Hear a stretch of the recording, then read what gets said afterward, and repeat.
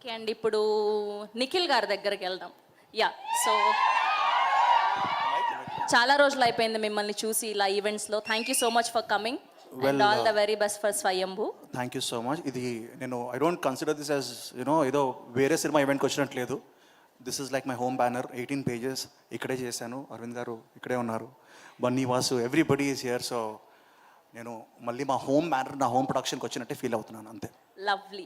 So మీరు trailer చూసాక మీ point of view నుంచి కథ ఏమై ఉంటుంది అనుకుంటున్నారు?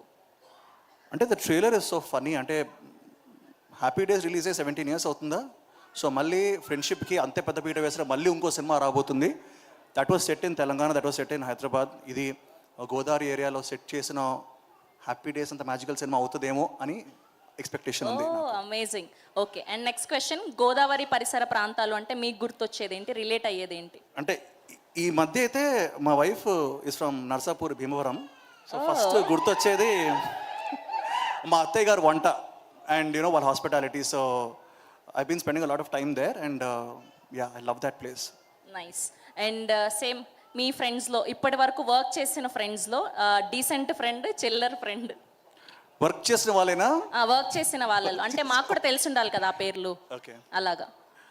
అంటే one of the most friendly person I work with is Aravind గారు, ఇక్కడే ఉన్నారు.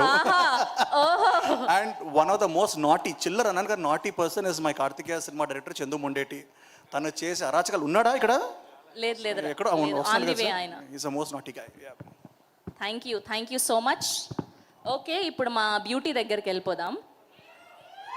యా, వీళ్ళందరూ కూర్చొని మాట్లాడేసుకుంటూ ఉన్నారు, ముందు నువ్వు అని చెప్పి. అయినా మేము వదిలేదు లేదు, శ్రీలీల గారే మాట్లాడాలి.